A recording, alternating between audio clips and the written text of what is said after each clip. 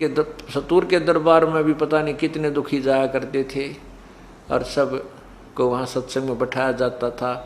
देखो पुण्यात्माओं, कुछ तो आप में से ऐसे भी भक्त हैं, ऐसी बहन बेटी भाई हैं जिनके आते ही दुख दूर हो गए, आशीर्वाद से भी ठीक हो गए, नाम लेते उससे दिन भी ठीक हो गए। और कुछ एक ऐसे हैं जो अभी तक उनको 2 दिन 10 दिन 20 दिन महीना 2 महीने भी लग सकते हैं। ये परमात्मा की लीला समझना, ये मत समझना कि ये भगवान के घर में कुछ ना हो रहा है, सब कुछ होगा। उसके अपने तरीके हैं, अपना ट्रीटमेंट है, उसको कैसे करना है। अब जिनके परमात्मा ने आते ही दुख दूर किए, उसको पता था कि ये भागेंगे नहीं और दूने दर्द होंगे।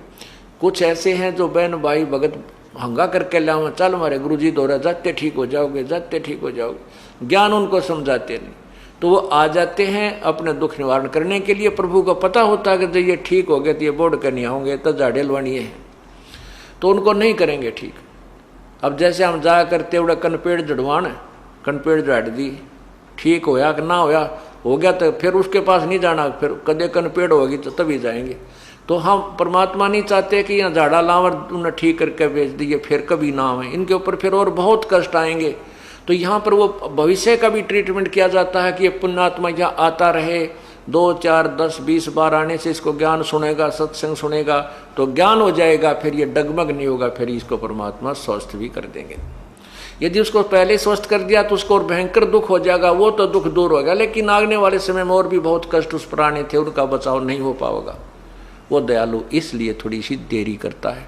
उस देरी में हम न सोच लेते हैं देख कुछ लाभ नहीं होता, चाल की तो और चलाएंगे, कहीं और जाने के बाद फिर वो पता है समुद्र या नौका जो है बगैर पतवार के घूमती रहती है, उसका ठिकाना कोई नहीं। तो नल नील ने इसी उद्देश्य से सेवा प्रारंभ कर दी। अब वो क्या करते थे, कोई भी रोगी आता था तो परमात्मा के पास बहुत दुखी आते थे। एक बार तो कहते हैं काशी में 160 कोढ़ी थे और वो कोढ़ी चले गए। कहने लगे भगवान आप सबके दुख दूर करते हो, हमारा भी कर दो। नु बोला परमात्मा बोले भाई थारे तुम्हारे दुख न कदनाट्या में, तुम आए ताज हो। उनको कहा बेटा तुम भजन करो, भक्ति करो, तुम स्वस्थ हो जाओगे। उन्होंने कहा ठीक है, जैसे जो आपकी आज्ञा। कहने लगे भगवान भक्ति तो हम कर लें, पर यूँ कोड कर्ण तना देता, पीड़ा बहुत होती है, आप दया कर दो, दया कर दो। परमात्मा को पता तो था, पर उनको कह दिया अच्छा भाई करेंगे, परमात्मा से अर्ज होगी सुनाई तुम्हारी। तो कहते हैं वो सारे के सारे का कोड ठीक हो गया, कोड ठीक हो गया। तो वो तो भाई फिर सत्य कहा बेटा सत्संग में आया करियो का। अच्छा जी। अब वो तो ना धोकर बटे उबन का है, फिर जो पहले तो पीप चुया करती थी, कपड़ा भी ना सुहा हुआ था, और फिर ना सेवा करें, बैठ जा नो टेव की तरह आकर कोई भगत कर काम कर लो तो कर ले, यानी उल्टा उस तरह व्यवहार नहीं बना उनका। तो परमात्मा कहते हैं भाई ठीक है, हम तो देख दोबारा इस कष्ट ने तुम्हारे कदे नहीं, और तुम इस तरह चलोगे तो तुम्हारी भक्ति नहीं बनेगी। 1-2 गलतियां उन्होंने की, परमात्मा ने उनको करड़ा किया कि भाई ऐसा नहीं होता सत्संग में, तो वो आना ही बंद कर गए, आना ही बंद कर गए और भक्ति त्याग गए। अब ठीक आगे क्या हुआ वो तो लंबी कहानी है, वो तो प्रत्यक्ष है क्या होगा और क्या हुआ होगा उनकी गेला ज़्यादा डिटेल नहीं बताते। तो परमात्मा ने ये सारे उदाहरण पहला करके दिखा रखे हमारे ताई, इस दास को उदाहरण दे रखे हैं कि ऐसे भी आवेंगे और उनको ठीक होते बकवाद भी पावेगी, फिर तेरा दिल भी दुख पाओगा कि देखो भगवान से अर्ज की और इन ये ठीक भी हो गए, राज फिर वो बकवाद गढ़े। ऐसे बहुत से लोग हैं। एक बेटगाम में हमारा भगत राजेंद्र जी, उनके घर हम सत्संग करने लग रहे, वहाँ एक उसी गांव का एक कति रो है, बैठा बैठा है मैं मरूंगा, सब ने बता दिया, डॉक्टरों ने भी उसको लाइलाज कर दिया, सूझ रहा सारा शरीर, उसके पता नहीं गुर्दे खराब थे, सारी बुरा हाल हो रहा, और अंतिम सांस गिने, सांझ सवेरा जा रहा उसकी मौत का, ये ऐसे दयालु हमारे भगत उसको बुला लिया, एक आ जा तुम्हारे गुरु जी आऊँगे, हमारे पाठ हो रहा है, तू को नहीं मरे। सब ने पूछा भाई मैं बच जाऊँगा हमारे, क्यों मैं एक दिन लेट गया था, पाठ पहले प्रारंभ हो जाता था। तो सब भगत ने कहा तू चिंता ना करे, गुरुदेव नान दे तुझमा ठीक हो जाएगा। सब न रो है, उसकी पत्नी भी, पर ऐसी कृपा हुई वाले की उसने नाम ले लिया, वो स्वस्थ हो गया। 5-6 महीने तो वो ठीक हमारे साथ आता रहा, फिर आंडी पा गया, मंदिर में पुजारी बन कर बैठ गया उससे गांव में। अरे तेरा गजब हुई हो, और इतने सुख दिया परमात्मा ने उसको।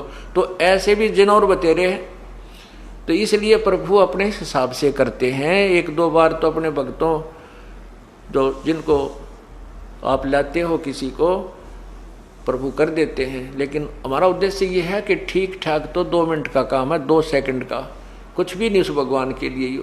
परंतु उन्हें तो और दुख दिखाई दे है कि यो नादान जय फिर हमारे इस रास्ते से भटक गया। तो काल तो बाट देखा इसकी, काल तो इंतजार कर रहा कि ये पुण्य तो कमाओगा यहाँ पर, शुभ कर्म तो यहाँ करके जाओगा, और उसकी बिरान में टिक करवाओगा काल। फिर उसको कितना राजा बना देगा, कितना मेंबर बना देगा, कितना एमएलए बना देगा, और उसकी करवा के खराब कमाई ने और गधा बना देगा। परमात्मा को पता है ये मेरी आत्मा है, और काल के जाल में तुरंत फंस जाती है। मेरे ज्ञान को तो मैं 10 वर्ष समझाऊं, और दूसरा 1 दिन में उसकी सारी बात मेरी ज्ञान को काट के वो काल का दूत उसमें फिट कर देता है मेरे भक्त में, और मेरे से दूर कर देता है। अंत कोट बाजी जहां हम रचे सकल ब्रह्मंडे, कहे कबीर मैं के करूं ये काल करे जीव खंडे। परमात्मा कहते हैं कि मैं सारी सृष्टि की रचने वाला हूं, मैं इतनी समर्थ शक्ति होते हुए भी अब मैं के करूं यो काल मेरे जीव को, मेरी आत्मा को, जो मेरी शरण में आ चुका है, उसने भी खंड कर देता, उसका नाम तुड़वा देता, कोई न कोई बकवाद गढ़ा के, कोई बहाना बना के।